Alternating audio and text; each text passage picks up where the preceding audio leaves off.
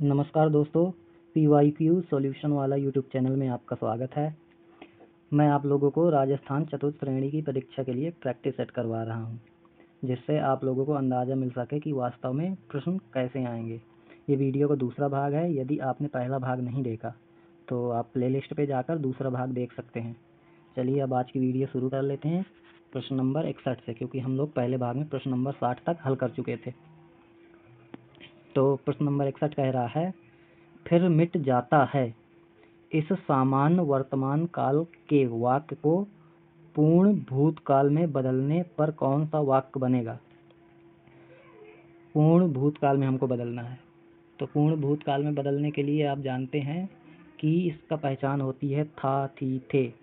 तो था यहाँ भी आ रहा है, मतलब था आपका आ रहा है। एक मिनट दोस्तों, पेन ले लूँ। हाँ, तो था आपका आ रहा है, ए में भी आ रहा है, बी में भी आ रहा है। लेकिन आपने ऑप्शन ए में जो था है इसमें देखा है रहा है आ रहा है, जो कि तात्कालिक भूतकाल या वर्तमान मतलब तत्काल को बताता है। जिस प्रश्न में रहा है, रही है आते हैं वो तत्काल यानी काम चल रहा है को बताते हैं, मतलब काम पूरा नहीं हुआ। तो ये वाला तो होगा नहीं ए नंबर, तो बी नंबर हमारा बिल्कुल सही आंसर हो जाएगा। तो 61 का बी नंबर सही है। अगला प्रश्न करते हैं दोस्तों। प्रश्न नंबर 62 कह रहा, लगातार काम में जुटे रहना भावार्थ प्रकट करने वाला मुहावरा बताइए। लगातार काम में जुटे रहना यानी कोल्हू का बैल होता है ये, तो बी नंबर सही हो जाएगा। कोल्हू का बैल होना, लगातार काम में जुटे रहना। प्रश्न नंबर 63 देखते हैं। प्रश्न नंबर 63 कह रहा, उल्टे बांस बरेली को लोकोक्ति का सही अर्थ क्या होगा। तो इस लोकोक्ति का अर्थ होगा, जहाँ जो वस्तु पैदा होती है उल्टा वहीं पर वापस आती है। तो प्रश्न नंबर सी सही हो जाएगा।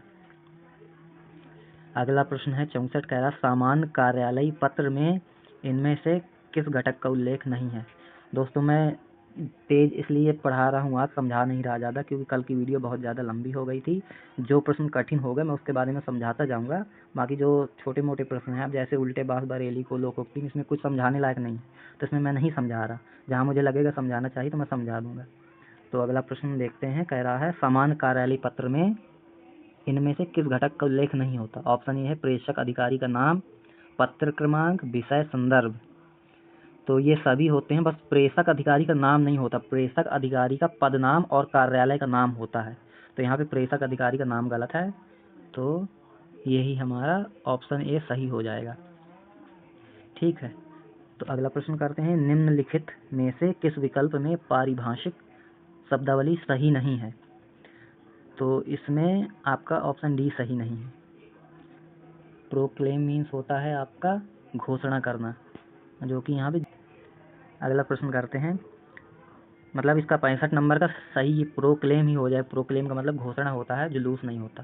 बाकी अकेडमिक का शैक्षणिक हो जाएगा, यूजलेस का अनुपयोगी हो जाएगा, प्रोसिक्यूशन का हो जाएगा अभियोग। ठीक है, तो अगला प्रश्न करते हैं। अर्धशासकीय पत्र के बारे में असत्य कथन है। तो ये पत्र अनौपचारिक होते हैं, तो इसके बारे में यही गलत है, क्योंकि अर्धशासकीय पत्र ना औपचारिक होते हैं ना ही अनौपचारिक होते हैं। मतलब पूरी तरह ना ही औपचारिक होते हैं ना पूरी तरह अनौपचारिक होते हैं। तो ऑप्शन ए हमारा सही हो जाएगा। बाकी ये पत्र सरकारी अधिकारियों के पद नाम से प्रेषित कर व्यक्तिगत नाम से प्रेषित किए जाते हैं। बिल्कुल, इसमें जो अधिकारी होता है वो अपना नाम लिखता है और जिसको भेज रहा है प्रेषिती को उसका भी नाम लिखा रहता है। यह पत्र उत्तम पुरुष शैली में लिखा जाता है, ये भी सही है। अर्धशासकीय पत्र उत्तम शैली में लिखा जाता है। इस पत्र में लेखक स्वयं पत्र पाने वाले अधिकारी का नाम व अभिवादन करता है। इसमें वही चीज़ आ गई जो मैंने आपको अभी समझाया। तो इसका ऑप्शन ए सही है। अगला प्रश्न है, किस न्यायमूर्ति ने सरदार हुक्म सिंह की विदेश यात्रा के दौरान प्रथम बार राजस्थान के कार्यवाहक राज्यपाल का कार्यभार संभाला था। तो ऑप्शन ए में है पी.के. बनर्जी, ऑप्शन बी में है Shri Jagat Narayan, option C B Vedpal Tyagi और ऑप्शन डी डी.पी. गुप्ता। तो इसका सही आंसर हो जाएगा बी नंबर, न्यायमूर्ति श्री जगत नारायण। तो ऑप्शन बी हमारा बिल्कुल सही हो जाएगा। अगला प्रश्न है, राजस्थान के सबसे कम समय तक मुख्यमंत्री पद पर रहने वाले व्यक्ति कौन थे, उनका कार्यकाल कितने दिन का था। तो ऑप्शन ए है मोहनलाल सुखाड़िया 25 दिन। दोस्तों इसमें दिन दिया हुआ, तो इनमें सबसे कम दिन दिया हुआ ऑप्शन डी हीरालाल देवपुरा, तो यही हमारा सही हो जाएगा। अगर दिन दिया हुआ है तो इसमें ये तो मतलब फ्री का ही नंबर दे दिया इन्होंने, कोई भी देख लेगा कि 16 दिन सबसे कम होता है और यही लगा देगा।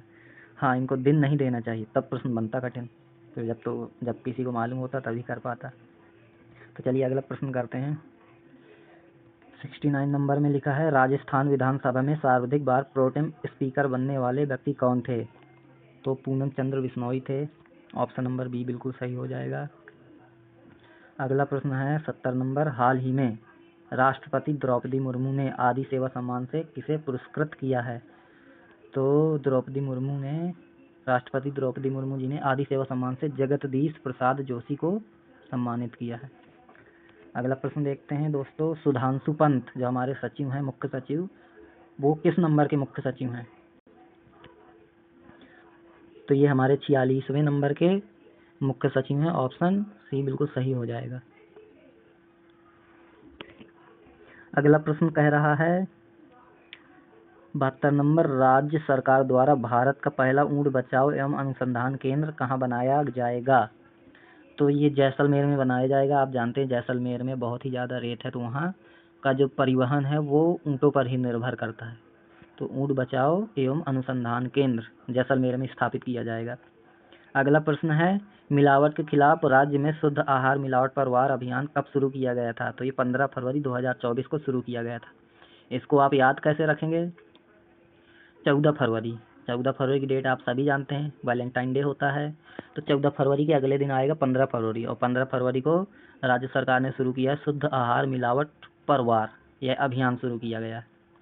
ठीक है, तो आप इसको वैलेंटाइन डे से रिलेट करके याद रख सकते हैं।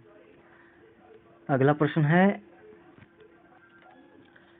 प्रश्न 3 सदस्यीय चयन समिति में निम्नलिखित में से कौन शामिल नहीं है? चयन समिति में दोस्तों राज्यपाल नहीं होता, तो ऑप्शन डी बिल्कुल सही हो जाएगा। अगला प्रश्न, राजस्थान उच्च न्यायालय की प्रथम महिला न्यायाधीश कौन थी? तो राजस्थान उच्च न्यायालय की पहली महिला न्यायाधीश थी कुमारी कांता भटनागर। ऑप्शन ये बिल्कुल सही हो जाएगा। अगला प्रश्न करते हैं, राजस्थान उच्च न्यायालय में वर्तमान में स्वीकृत न्यायाधीशों की संख्या कितनी है? तो यह है दोस्तों 50 है, और अभी वर्तमान में राजस्थान में कुल 7 सीटें खाली हैं, मतलब 60 न्यायाधीशों की अभी आपूर्ति है। तो यानी राजस्थान में अभी 43 न्यायाधीश होंगे। अगला प्रश्न देखते हैं 77 नंबर का, कह रहा है राजस्थान राज्य विधिक सेवा प्राधिकरण का मुख्यालय कहाँ है? तो दोस्तों जो ये विधिक सेवा प्राधिकरण होता है, ये जो जिस राज्य का भी होता है उसके मुख्यालय में ही होता है। जैसे उत्तर प्रदेश का लखनऊ में है, इसी तरह राजस्थान का हो जाएगा जयपुर में, राजधानी जयपुर में। अगला प्रश्न देखते हैं 78 नंबर का प्रश्न कह रहा है, transform the given sentence into indirect speech. Direct speech में लिखा हुआ है, she said to me, inverted comma के अंदर लिखा हु इज योर फ्रेंड। तो इसमें इंट्रोगेटिव सेंटेंस है, तो आप जानते हैं जब इंट्रोगेटिव सेंटेंस होता है तो उसमें सेड टू को जो भी मतलब भाव होता है, जैसे पूछ रहा है तो यहाँ आस्क कर देंगे। यहाँ पे दोस्तों सेड टू को आस्क में बदल देंगे, और ये इन्वर्टेड कॉमा हटा के यहाँ इफ या वेदर लगा देते, लेकिन क्योंकि ये आपका क्वेश्चन वर्ड दिया हुआ है इसमें हु, तो जिस इंट्रोगेटिव सेंटेंस में क्वेश्चन वर्ड दिया होता है वहाँ हम कनेक्टिंग वर्ड नहीं लगाते, क्योंकि ये जो हु है ये स्वयं एक कनेक्टिंग वर्ड है। बाकी जो बचा गया सेंटेंस है इज योर फ्रेंड, इसको हम सिंपल में बदल देंगे, तो हमारा पूरा सेंटेंस बन जाएगा, कुछ इस तरह बन जाएगा शी आस्क्ड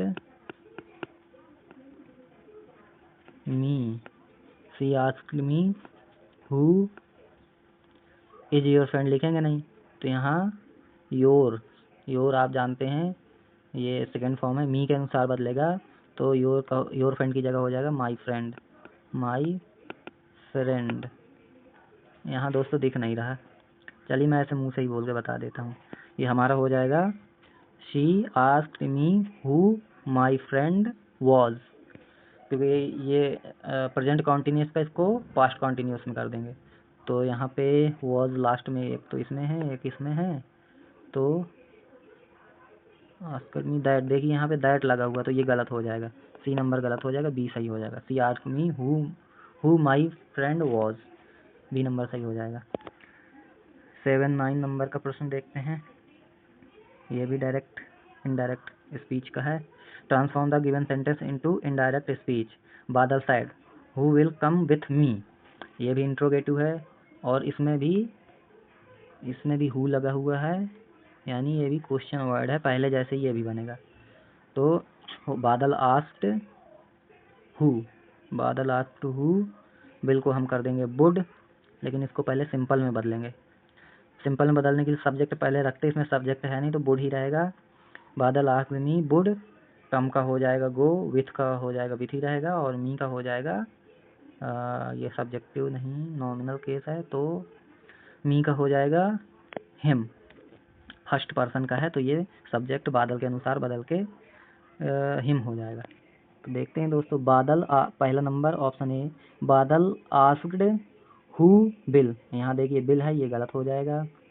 बी नंबर में देखते हैं, बादल आस्क्ड हु वुड कम, यहाँ कम का गो नहीं किया गया तो बी नंबर भी गलत हो जाएगा।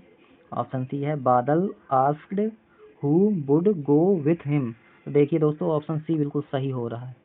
ऑप्शन डी में भी देख लेते हैं क्या गलती है, बादल आस्क्ड हु बिल, इसमें भी देखिए बिल को वुड नहीं किया गया तो ये भी गलत है, कम को गो नहीं किया गया तो ये दो चीज़ें गलत है इसमें। तो ऑप्शन सी इस करेक्ट आंसर हो जाएगा। अगला प्रश्न देखते हैं, पंक्चुएट द फॉलोइंग सेंटेंसेस। तो देख लेते हैं बारी बारी से कि इनमें क्या गलती है। ऑप्शन ए देखते हैं, the soldiers said, bravo we have won, इसमें सारे जो भी विराम चिन्ह है पंक्चुएशन सारे सही हैं। यहाँ पे अर्ध विराम लगा हुआ है, इन्वर्टेड कामा है, ब्रावो के बाद एक्सक्लामेटरी चिन्ह है और ये आपका फुल स्टॉप है, तो ये वाला बिल्कुल सही हो जाएगा ए नंबर। बाकियों में देख लेते हैं गलती क्या है। बी नंबर में लिखा है द शोल्डर्स सैड, देखिए सैड के बाद यहाँ पे अल्प विराम का चिन्ह नहीं है तो ये गलत हो जाएगा। ऑप्शन सी देख लेते हैं, the soldiers said Bravo, Bravo के बाद विस्मयादि बोधक चिन्ह नहीं लगा दोस्तों तो ये भी गलत हो जाएगा। इसके बाद डी नंबर है, the soldiers said bravo we have won, इसमें देखिए फुल स्टॉप की जगह विस्मयादि बोधक चिन्ह लग गया तो ये भी गलत हो जाएगा। तो ऑप्शन ए बिल्कुल सही है। अगला प्रश्न देखते हैं, 10 कुंटल गेहूं खरीद लिया, कुंटल यानी परिमाणवाचक और 10 कुंटल है तो निश्चय यानी निश्चित परिमाणवाचक है ये, तो निश्चित परिमाणवाचक विशेषण है, वाक्य में विशेषण किस कोटि का है पूछ रहा है, तो इसमें हो जाएगा निश्चय परिमाणवाचक। अगला प्रश्न कह रहा है, ये मेरी माता जी है, यह मेरी माता जी है, ये एक निश्चयवाचक सर्वनाम है, यह मेरी माता जी है। तो ऑप्शन संबंधवाचक सर्वनाम, निजवाचक सर्वनाम, उत्तम पुरुषवाचक सर्वनाम, अन्य पुरुषवाचक सर्वनाम। यहाँ पर तो दोस्तों दिया ही नहीं है, निश्चयवाचक निजवाचक होगा नहीं दोस्तों, ये प्रश्न लगता मिस्टेक है इसमें आप लिख लीजिए, इसमें होगा निश्चयवाचक सर्वनाम। एक मिनट में आंसर की मैं देख लूँ क्या दिया हुआ, 82 का डी नंबर, इसमें अन्य पुरुषवाचक सर्वनाम दिया हुआ है। नहीं दोस्तों अन्य पुरुषवाचक नहीं होगा, ये डी में हो सकता है गलती से हो गया हो, निश्चयवाचक होगा। यह मेरी किताब है, यह मेरी माताजी, यह मेरी वाइफ है, ये यह वह, ये वे जो शब्द होते हैं ये सब निश्चयवाचक सर्वनाम आते हैं, इंग्लिश में इन्हें डिमॉन्स्ट्रेटिव प्रोनाउंस कहते हैं, तो ये गलत है। तो इसका सही आंसर निश्चयवाचक सर्वनाम हो जाएगा। अगला प्रश्न करते हैं, 83 नंबर में कह रहा, he is too young to travel alone, तो इसमें टू आ रहा है और टू ट्रेवल इन्फिनिटिव भी आ रहा है। तो आपने अगर पढ़ा होगा ट्रांसफॉर्मेशन, उसमें आपने पढ़ा होगा कि अगर टू के बाद कोई एडवर्ब या एडजेक्टिव आए जो कि यंग है, फिर इसके बाद इन्फिनिटिव आ जाए, टू ट्रेवल इन्फिनिटिव है, तो इसको हम बदलते हैं, टू को शो कर देंगे और टू ट्रेवल को हम दैट लगा के कैन नॉट या कुड नॉट लगा के सॉल्व करेंगे। तो टू को किसमें सो में बदला गया, देखिए इसमें सो में है, सो में बदल दिया गया, ये होगा नहीं, इन तीन में सो में बदल दिया गया, ठीक है। इसका सही आंसर हो जाएगा he is so young that he can not travel alone. अगला प्रश्न करते हैं दोस्तों, which is the most correct Hindi translation of the given sentence. कह रहा Rakesh is jealous of his neighbour. Rakesh अपने पड़ोसियों से यानी अपने पड़ोसी से जलता है। तो राकेश ऑप्शन ए है, राकेश अपने पड़ोसी को दुखी करता है, ये गलत हो गया, ये गलत हो गया, ऑप्शन ए गलत हो गया। राकेश अपने पड़ोसी से ईर्ष्या करता है, ये सही हो जाएगा, बस बी नंबर में ही लगा देंगे, ऑप्शन बी बिल्कुल सही है। अगला प्रश्न करते हैं 85 नंबर का। कह रहा सिलीसेड़ झील स्थित है। तो सिलीसेड़ झील अलवर में स्थित है, ऑप्शन डी सही हो जाएगा। राजस्थान में प्रथम सड़क नीति की घोषणा कब की गई थी। तो यह की गई थी 1994 में, ऑप्शन डी इसका सही हो जाएगा। अगला प्रश्न देखते हैं, fill in the blank with the correct form of tense. लिखा our college fill in the blank on the 10th of next month. मतलब कहने का ये है कि हमारा जो कॉलेज है अगले महीने 10 तारीख को खुलेगा। तो ये फ्यूचर की बात कर रहा है, लेकिन इसमें दोस्तों जब भी फ्यूचर के फिक्स शेड्यूल या समय सारणी के बारे में बताया जाता है तो वहाँ पर फ्यूचर की जगह प्रेजेंट सिंपल टेंस का यूज करते हैं। तो इसमें देखिए सिंपल में तो थर्ड फॉर्म आएगी नहीं रीओपन की, ये गलत है। रीओपनिंग आएगी नहीं क्योंकि ये कॉन्टिन्यूअस में आता है, सिंपल में नहीं आता। रीओपन आएगा नहीं, ये फर्स्ट फॉर्म है, और हमारा सही हो जाएगा ऑप्शन डी, ऑप्शन डी सही हो जाएगा रीओपन्स। अगला प्रश्न करते हैं, transform the given sentence into passive voice. Has anybody seen your bike. अच्छा पैसिव वॉइस में बदलना। तो पैसिव वॉइस का सबसे पहला काम ये होता है कि सब्जेक्ट को ऑब्जेक्ट और ऑब्जेक्ट को सब्जेक्ट में बदलते हैं। तो यहाँ पे हम सबसे पहले ऑब्जेक्ट देखते हैं। योर बाइक ऑब्जेक्ट है, योर बाइक ऑब्जेक्ट है, तो योर बाइक आगे आएगा, लेकिन क्योंकि ये इंट्रोगेटिव सेंटेंस है तो हैज पहले रहेगा ही रहेगा। Has your bike, has anybody, has your bike, तो मेरे ख्याल से सी नंबर सही हो जाएगा। Has your bike been seen by anybody नहीं लगा इसमें, बाई एनी बॉडी, इसका सही बन जाएगा दोस्तों has your bike been seen by anybody. अब ये बीन कहाँ से आ गई, ये मैं आपको बता दे रहा हूँ। ये कौन सा टेंस है, हैज, यानी परफेक्ट टेंस है, ये प्रेजेंट परफेक्ट टेंस है। तो इसको पैसिव बनाते समय प्रेजेंट परफेक्ट कॉन्टिन्यूअस में बदल देंगे, और प्रेजेंट परफेक्ट कॉन्टिन्यूअस में हैज बीन आता है। तो इसका ऑप्शन सी सही हो जाएगा, 88 का ऑप्शन सी सही हो जाएगा। अब 89 का प्रश्न देखते हैं।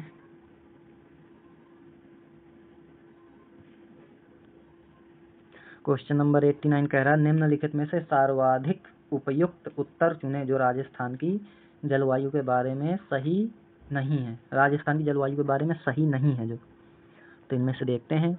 ऑप्शन ए कह रहा अरब सागरीय मानसून राजस्थान में दक्षिण व दक्षिण पूर्वी भागों में वर्षा करता है और बाकी भाग बिना वर्षे गुजर जाता है, ये ऑप्शन बिल्कुल सही है। राजस्थान का अधिकांश क्षेत्र उष्ण कटिबंधीय क्षेत्र में स्थित है, यह उष्ण कटिबंधीय में स्थित है। तो देखिए ये दोस्तों गलत हो जाएगा, क्योंकि जो उष्ण कटिबंधीय क्षेत्र है वो कर्क रेखा के दक्षिणी भाग में है, और आप जानते हैं कि जो कर्क रेखा है वो बांसवाड़ा से होकर गुजरती है। बांसवाड़ा के दक्षिण में कितना ही एरिया राजस्थान का आएगा, लगभग 3-4% आता है, और बाकी 97 से 98% कर्क रेखा के उत्तर में है। तो उष्ण कटिबंधीय क्षेत्र में स्थित नहीं है, राजस्थान का अधिकांश क्षेत्र उष्ण कटिबंधीय क्षेत्र में नहीं स्थित है, तो ये गलत हो जाएगा। यानी हमारा आंसर जो ये पूछना चाहता है जलवायु के बारे में सही नहीं है, उस हिसाब से हमारा ऑप्शन बी सही हो जाएगा। अरे ऑप्शन बी सही हो जाएगा। चलिए अगला प्रश्न करते हैं। राजस्थान में जनगणना 2011 के अनुसार अधिकतम ग्रामीण एवं शहरी लिंग अनुपात वाले जिले। तो ग्रामीण में सबसे ज़्यादा है पाली में, और शहर में सबसे ज़्यादा लिंग अनुपात है टोंक में, तो ऑप्शन सी सही हो जाएगा, पाली और टोंक, पाली और टोंक। अगला प्रश्न, एक परीक्षा में 175 में से 126 अंक प्राप्त किए। महिमा द्वारा प्राप्त किए अंकों का प्रतिशत बताइए। 175 में 126 प्राप्त किए हैं, तो इसको दोस्तों यहीं सॉल्व कर लें क्या। तो देख लेते हैं 126 अंक 175 का कितना होता है। तो सबसे पहले हम 126 रखेंगे, 126 बटे 175 और गुणे 100 भी करेंगे, तभी तो हमें पता चलेगा कितना परसेंटेज है ये। तो हम इसको काटते हैं 5 से, 25 से काटें क्या, 25 से काट लेते हैं। 25 से ये 4 बार में जाएगा 100, और 25 से ये कितने बार में चला जाएगा, ये चला जाएगा लगभग 7 बार में। ठीक है, तो अब ये 126 में 7 से भाग देते हैं, तो 7 एकम 7, बचेगा कितना, लगभग 4 बचेगा, 7 नहीं 5 बच जाएगा, 56 बन जाएगी। ये 7 से भाग देंगे, 7 8 56, तो 8 बन जाएगा, यानी 18। 18 गुणे 4 कर देंगे हम, तो लगभग हमारा कितना आ जाएगा, ये 18 गुणे 4 लगभग आ जाएगा 72%, 72%। 4 8 32 का 2 रख दिया, हासिल आ गई 3, 4 एकम 4, 4 3 7, 72%। तो ऑप्शन बी 72% लिखा हुआ है, यही सही हो जाएगा। नहीं समझ में आया हो दोस्तों, पेज में समझा देता हूँ, चलिए समझा देता हूँ। कह रहा है कि 126 है, 175 का कितना परसेंट है, यही पूछना चाहता हूँ कि 126 175 का कितने परसेंट है। तो हमने 25 से भाग किया, 25 से 100 का भाग करेंगे तो 4 आ जाएगा, 25 से 175 का भाग करेंगे तो आपका ये आ जाएगा 7 आ जाएगा। अब जब हम 7 का भाग करेंगे 126 से, तो ये आ जाएगा 18 बार में जाएगा, तो बचेगा यहाँ 18 बचेगा, गुणे में बचेगा 4। जब 18 का 4 से गुणा करेंगे तो ये आ जाएगा 72, 18 दूनी 36, 36 दूनी 72, 72% आएगा। और इसमें ऑप्शन बी दिया हुआ है 72%। तो 126 175 का हो जाएगा 72%, ऑप्शन बी सही हो जाएगा। अगला प्रश्न कह रहा है दोस्तों 92 नंबर का, रमेश एक वस्तु को 434 में बेचकर 24% लाभ कमाता है। रमेश ने वह वस्तु किस कीमत पर खरीदी होगी। 434 में बेचता है तो उसको 24% लाभ होता है, यानी ये जो 434 है ये 124% के बराबर है। जो ये, एक मिनट पेन ले लूँ, ये जो 434 है, ये 434 ये है बराबर 124 के, क्योंकि 24% लाभ हो रहा है। इसको 100% में बदलने के लिए 100 से गुणा करते हैं। तो अब दोस्तों किसका भाग दें, देख लेते हैं। 4 से भाग जाएगा, 4 से नहीं जाएगा, 2 से जाएगा, तो 2 का 434 में भाग देते हैं, तो ये बन जाएगा 234 का आधा 17, 217 बन जाएगा। और 124 का आधा 12 का आधा 6, 2 62 बन जाएगा, गुणा 100 रहा आएगा। अब इसका 62 गुणे 217 करने पे क्या आ जाएगा,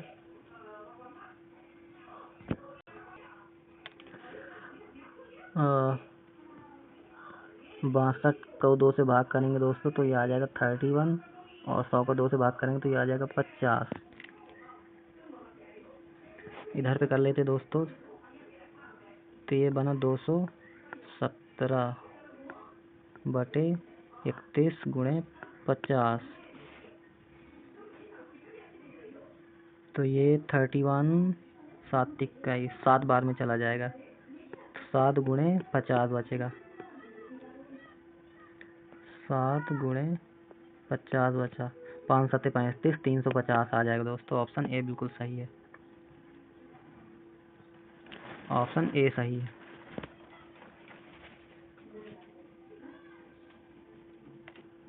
अगला प्रश्न करते हैं। कह रहा 4% वार्षिक साधारण ब्याज की दर से 2500 का 3 वर्ष का ब्याज कितना होगा। तो चलिए इसको हल करते हैं। कह रहा है दोस्तों कि 2500 रुपये का 4%,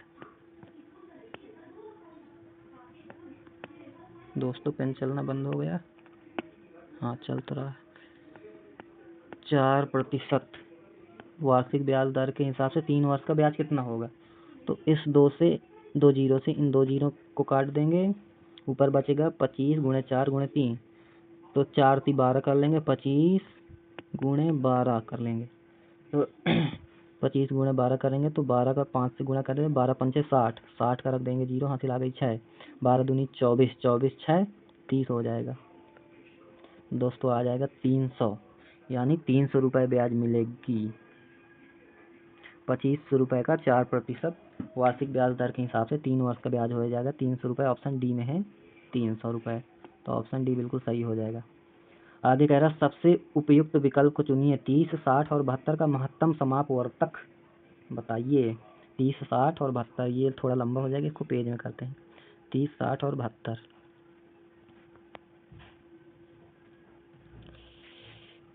30, 60 और 72, तो 30 के गुणनखंड निकालते हैं। 30 में भाग देंगे 2 का तो 15 हो जाएगा, यहाँ 2 लिख लिया, गुणे 15 में 2 का भाग जाएगा नहीं, 3 का भाग देंगे तो बचेगा 5, यहाँ 3 लिख लेते हैं, गुणे 5 में 5 का ही भाग जाएगा तो 5 लिख लेते हैं। 60 के गुणनखंड निकालते हैं। 60 में 2 का भाग देंगे। दोस्तों यहाँ पेन चलने में थोड़ा दिक्कत कर रहा है। 60 में 2 का भाग देंगे तो बचेगा 30, फिर 30 में 2 का भाग दे देंगे तो बचेगा 15, 15 में 3 का भाग दे देंगे तो बचेगा 5, और 5 में 5 का भाग दे देंगे, इसके गुणनखंड निकाला है। 72 का गुणनखंड निकालने के लिए 72 में 2 का भाग देंगे तो कितना बचेगा 36,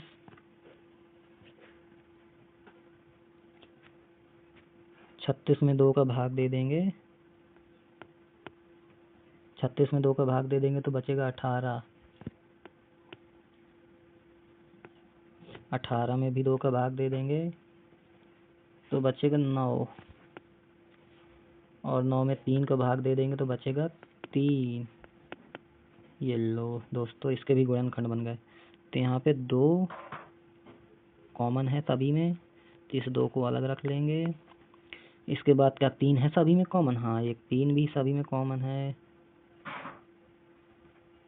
3 रख लेंगे। एक सॉरी दोस्तों, इधर 2 ही, ये है 3 रख लेंगे। और क्या 5 सभी में कॉमन है? 5 कॉमन नहीं है, तो यहाँ 2 और 3 ही रखेंगे, यानी 6 हमारा HCF यानी महत्तम समापवर्तक निकलेगा 6। तो 6 किस नंबर पे है? सी नंबर पे है। सी नंबर हमारा सही हो जाएगा। C number is correct answer. अगला प्रश्न है 95 नंबर का। 1 से 50 तक सभी संख्याओं का औसत ज्ञात करिए। औसत ज्ञात करने का सूत्र होता है, औसत ज्ञात करने का सूत्र होता है n+1/2। तो 1 से 50 तक जो संख्याएं हैं तो 50 संख्याएं ही होंगी, और +1/2, तो 51/2 26.5 आ जाएगा। सॉरी 26 नहीं, 25.5 आ जाएगा, 25.5। तो ऑप्शन बी बिल्कुल सही हो जाएगा। अगला प्रश्न करते हैं दोस्तों। राजस्थान में, प्रश्न ऊपर कर लें क्या, आपको दिख रहा होगा। कह रहा है राजस्थान में पहले वंदे भारत मेंटेनेंस डिपो कहाँ बनाए गए? जयपुर में बनाया गया है। तो ऑप्शन ए खातीपुरा जयपुर, यही सही है। तो ऑप्शन ए बिल्कुल सही हो जाएगा, खातीपुरा जयपुर। 12 मार्च 2024 को भारतीय सेनाओं द्वारा पोखरण फील्ड फायरिंग रेंज में अब तक के सबसे बड़े किस युद्धाभ्यास का आयोजन किया गया? तो भारतीय सेनाओं ने पोखरण रेंज में भारत शक्ति युद्धाभ्यास का आयोजन किया था। 98 का प्रश्न नंबर देखते हैं। कह रहा 250 मीटर लंबी रेलगाड़ी ट्रैक के किनारे खड़ी है, एक व्यक्ति को 15 सेकंड में पार करने में कितना समय लगेगा? तो इसकी पहले चाल निकाल लेते हैं और फिर इसको कन्वर्ट करना पड़ेगा, घंटा किलोमीटर प्रति घंटा में कन्वर्ट करना पड़ेगा। 250 मीटर लंबी गाड़ी है और 15 सेकंड का समय है। पेज में करते हैं क्योंकि इसका कैलकुलेशन थोड़ा लंबा रहेगा। चाल का सूत्र होता है, चाल चाल बराबर दूरी बटे समय होता है दोस्तों। क्या हो रहा है, पेन क्यों नहीं चल रहा?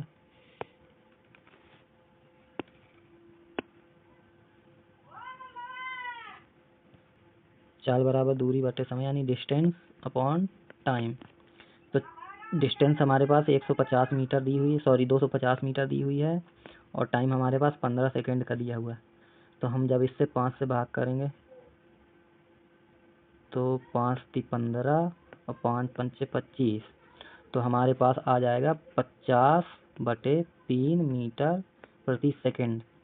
इसको कन्वर्ट करना है हमें किलोमीटर प्रति घंटा में। तो किलोमीटर प्रति घंटा में कन्वर्ट करने के लिए 50/3 में हमें गुणा करना पड़ेगा 18/5 का। ये दोस्तों आप याद रखिएगा कि जब भी किलोमीटर से हमको मीटर प्रति सेकंड में कन्वर्ट करना होता है तो 5/18 का गुणा करते हैं, और जब मीटर प्रति सेकंड से किलोमीटर में कन्वर्ट करना होता है तो 18 × 5 का गुणा करते हैं। तो कर लेते हैं हम। 3 से भाग देंगे 3 × 18, 5 से भाग देंगे तो ये एक बार में जाएगा, 5 × 5 यानी 6 × 10 यानी 60 किलोमीटर प्रति घंटा की स्पीड से ट्रेन चलेगी। तो ऑप्शन बी बिल्कुल सही है, 60 किलोमीटर प्रति घंटा की स्पीड से चलेगी। अगला प्रश्न कह रहा है 99 नंबर का, 12% की छूट के लिए 12% की छूट के बाद एक खिलौना 132 रुपये में बेचा गया, खिलौने का अंकित मूल्य क्या होगा? दोस्तों हमेशा याद रखना, जो छूट होती है वो अंकित मूल्य पर ही दी जाती है। बुक में जो भी या कोई भी प्रोडक्ट हो जिसमें जो मूल्य छपा होगा उसी में छूट दी जाएगी।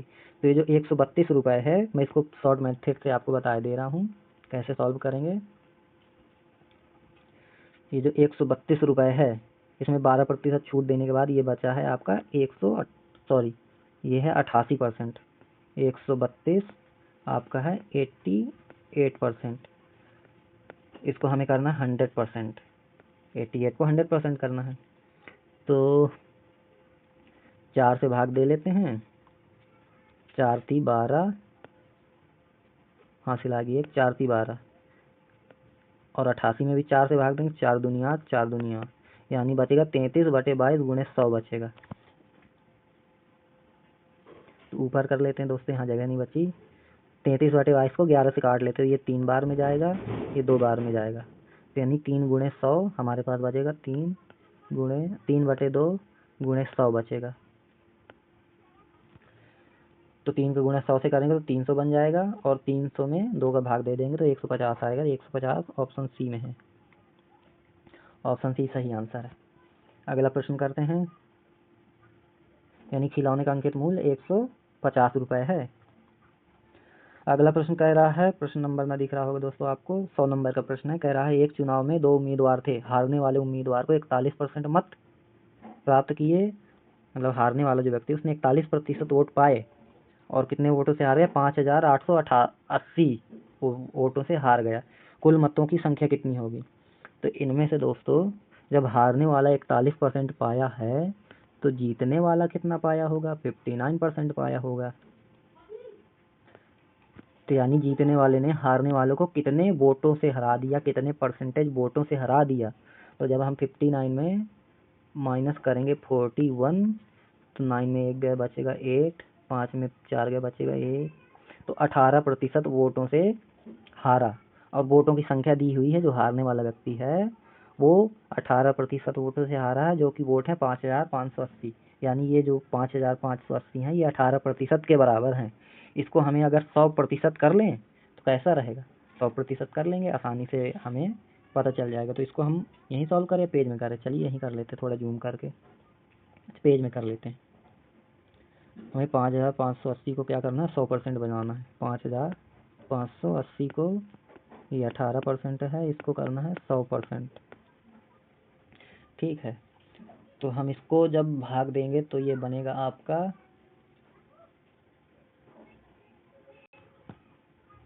18 का 18, 18 दूनी 36, 18 × 3 = 54, 3 बार में जाएगा दोस्तों।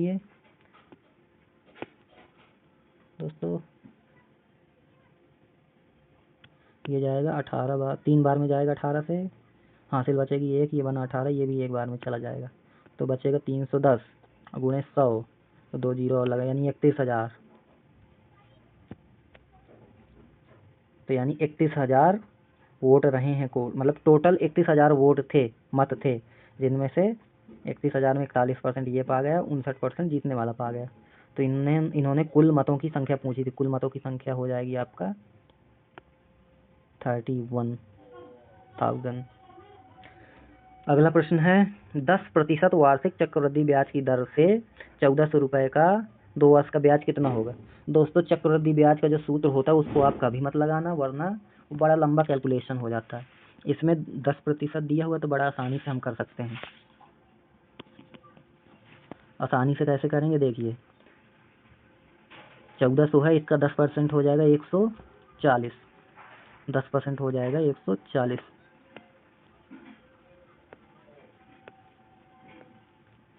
दूसरे साल का भी 140 हो जाएगा, 2 साल का हमने रख लिया, ये बनेगा 280 रुपये बन जाएगा। ऊपर लिख लेते हैं, 280 रुपये बन जाएगा।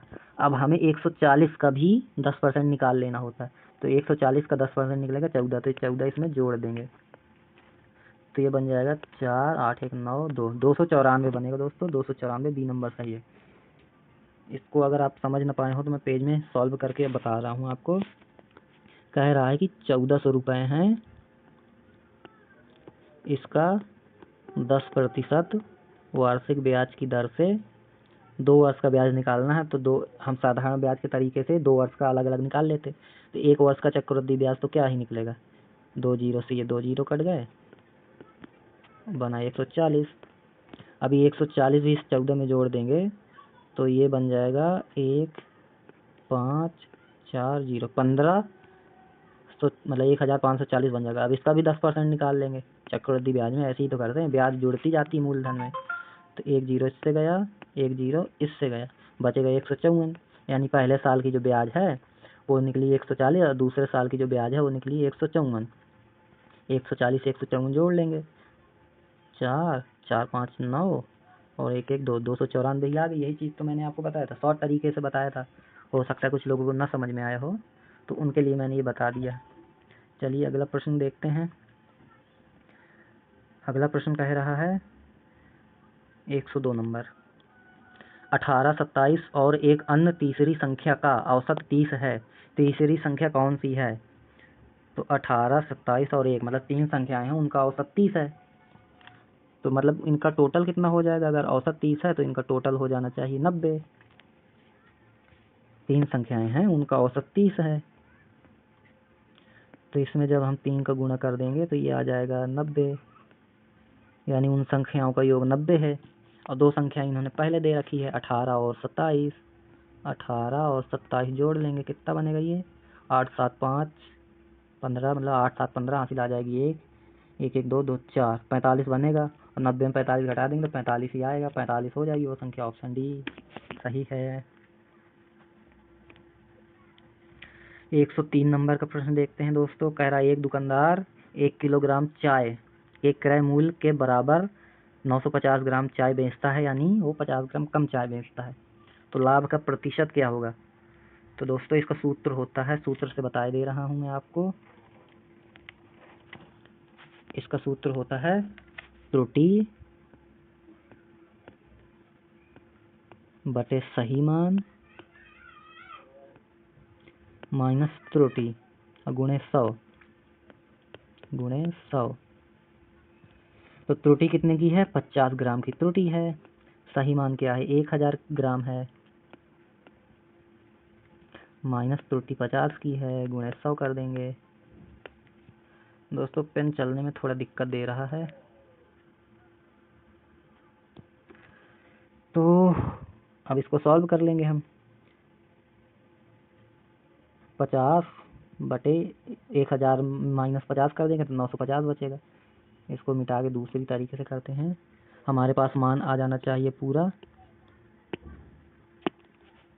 क्या हो रहा है दोस्तों, पेन चलना बंद हो जाता है। हमारे पास मान आ जाना चाहिए 50 बटे 950 गुणे 100। तो 1 0 से 1 0 ये गया, और 5 से काटेंगे तो ये जाएगा 19 बार, 95 जाएगा 19 बार, 10 जाएगा 2 बार, और 100, तो ये 2 का गुणा 50 से कर देंगे तो 100 बन जाएगा, और नीचे 19 है तो ये जाएगा 5 बार 19, एक कम 19, और 19 पंचे 95, 19 पंचे 95 होता तो ये 5 बार में गया दोस्तों। हाँ, बच गया 5/19, तो सही आंसर आ जाएगा 5 सही 5/19। तो हमारा ऑप्शन बी बिल्कुल सही हो जाएगा। Option B is correct answer. अगला प्रश्न देखते हैं दोस्तों, 104 नंबर कह रहा है, सोहेल ने 2250 से एक कारोबार आरंभ किया, जबकि त्रिशला ने 3 मास बाद कुछ राशि निवेश की। यदि 12 मास के अंत में सोहेल और त्रिशला ने लाभ कमाया 25:24 के अनुपात में बांटा, मतलब उन्होंने जो लाभ कमाया है उसे 25:24 के अनुपात में बांटा है, तो त्रिशला ने कितनी राशि निवेश की थी?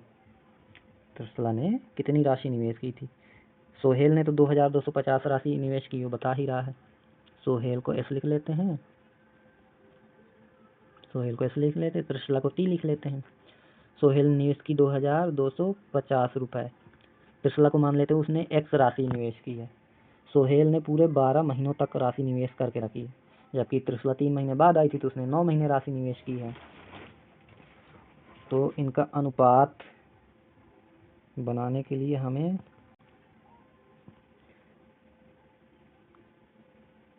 ये जो एस है सोहेल ये पा रहा 25% और त्रिशला पा रही है 24%, ऐसा ही है ना? ठीक है, त्रिशला 24% पा रही है, तो इनका अगर बराबर है इधर पक्षांतर कर लेते हैं, तो एक्स को रहने देंगे इस जगह, बाकी सारी चीज़ें इधर उधर कर लेंगे, मतलब पक्षांतर कर लेंगे। तो इधर 2250 गुणे 12 पहले से है, इधर का 24 आ जाएगा तो 24 भी इसी के गुणे में हो जाएगा, और बटे में 25 पहले से है, गुणे में 9 आ जाएगा, और बराबर में रहेगा हमारा एक्स। चलिए इसको 2250 को 25 से भाग देते हैं, 25 से 25 पूरा गया, और ये 25 से 225 कितनी बार में जाएगा? ये जाएगा 9 बार में। तो हमारे पास इधर बन जाएगी संख्या 90 गुणे 12 गुणे 24।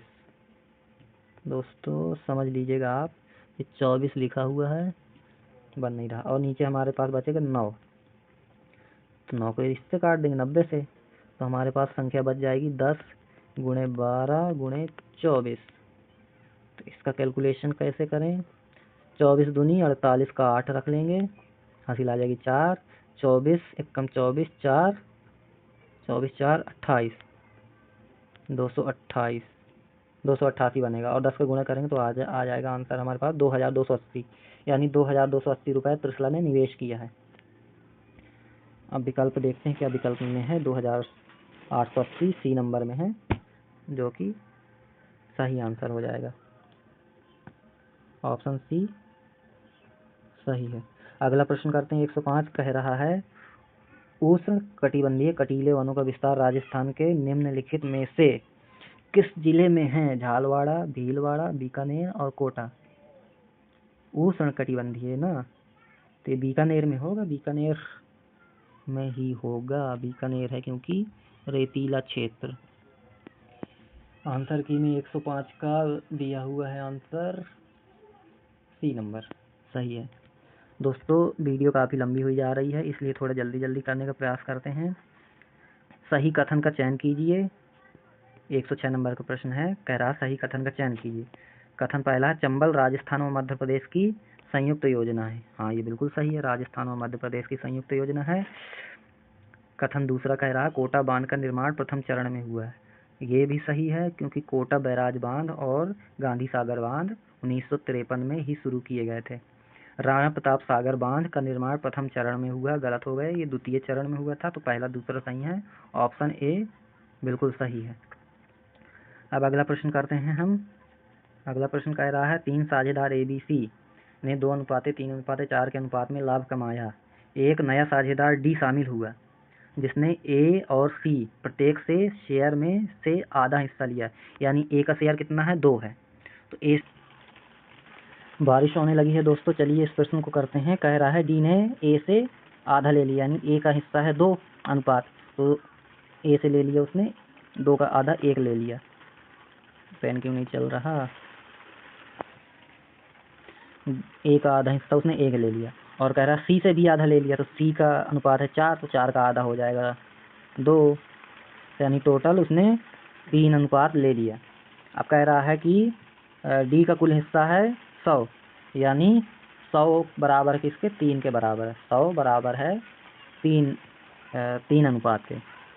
तो पूछ रहा है कि कुल लाभ ज्ञात कीजिए। कुल लाभ ये जितना अनुपात दिया इसी के बराबर होगा। तो कुल अनुपात है हमारा 2, 3, 5, 5, 4, 9, अनुपात है हमारा 9।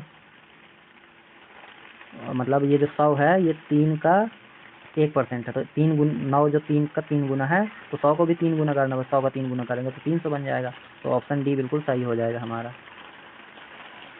दोस्तों बारिश होने लगी, हो सकता है वॉइस थोड़ा ख़राब आए, लेकिन आप एडजस्ट कर लीजिएगा।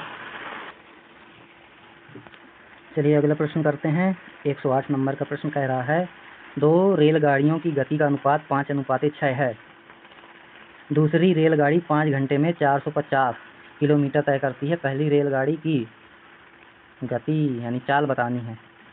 तो दूसरी रेलगाड़ी की चाल पता कर लेते हैं, फिर पहले की भी निकाल लेंगे। दूसरी रेलगाड़ी क्या है कि 4 बराबर दूरी बटे समय होता है, तो दूरी है 450 किलोमीटर और कितने 5 घंटे में तय करती है। तो ये 9 बार में जाएगा, यानी 90 किलोमीटर पर घंटा स्पीड है दूसरी रेलगाड़ी, जिसका अनुपात है 6। तो ये 90 का अनुपात 6 है दोस्तों, 90 का अनुपात है